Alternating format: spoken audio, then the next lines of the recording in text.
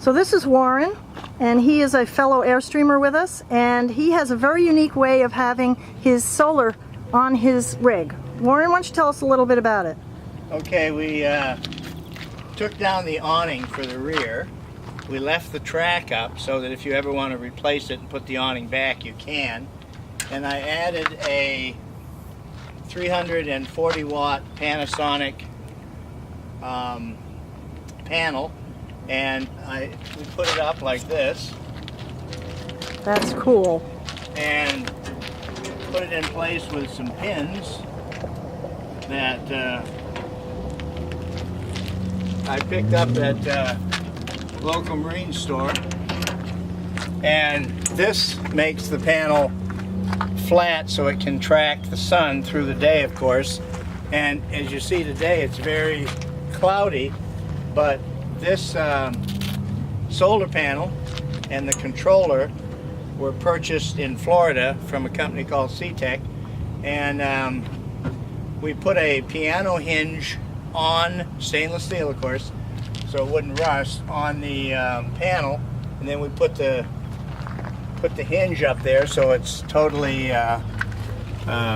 you can run it down the road or you can run it up. The thing makes power pretty much all the time except at dark. You have a app on your phone from this solar company,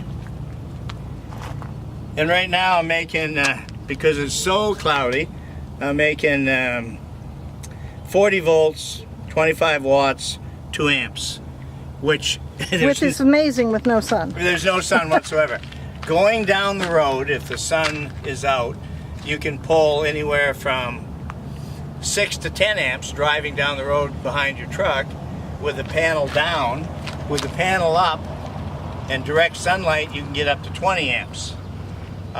It has a 30 amp controller in the front, and I just ran the wires from the panel down underneath the trailer all the way to the front, and I'm still in the process of cleaning up the work a little bit. This didn't have a back on it this morning, and I put an aluminum back on it so it cleans it up a little bit. That looks really professionally done. And I have to put some more zip tie stickums to straighten this out to make it look nice and clean. How long ago did you do this? I would say about 30 days ago. Really? That's just recent. Oh, yeah. Okay. And it's been making, the reason I did it is that when you're traveling from point A to point B and you stop somewhere for the night and you don't have hookup, you suck up your batteries. And I can go, if I watch it, 2 days on the batteries that came with it. And obviously driving down the road with the truck doesn't recharge the batteries to their fullest potential, so they're good. So with this 340 watt panel, it brings the batteries up during the day because of the solar energy, and so you can continually stay on the off the grid. Absolutely. So it works out. If you run into a day like this where it's really cloudy, we do have a generator we can plug in and back up with that. Just in case. It's always good to have.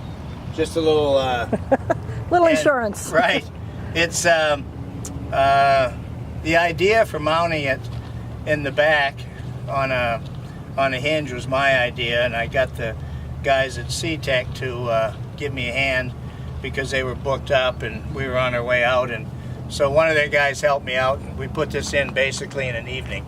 Yeah, and I'm going to put a link to SeaTech on so that people can check them out. Did a great job, and they know what they're doing when it comes to solar. They do a lot of boats, and they do obviously RVs and things of that nature. So they pretty much tell you what you need for size, how much space it's going to take, how to mount it. You want it to Had they ever done anything like this, or was this your design? No, this was the first one that this was the piano hinge, and trying to save everything on the trailer so you didn't destroy anything.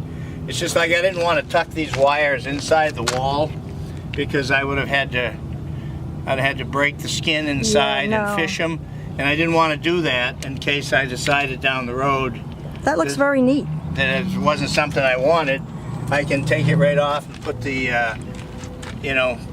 put the awning right back up. So. And now you said this wiring comes down and it's going to your battery. How many batteries do you have? 2.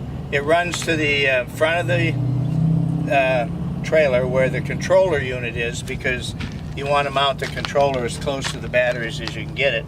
And so the amps that this thing puts out goes to the front, and the controller either sends it into the battery, or if you're totally charged, it goes into the float mode, which means, obviously you're fully charged, you're not putting any more power in there.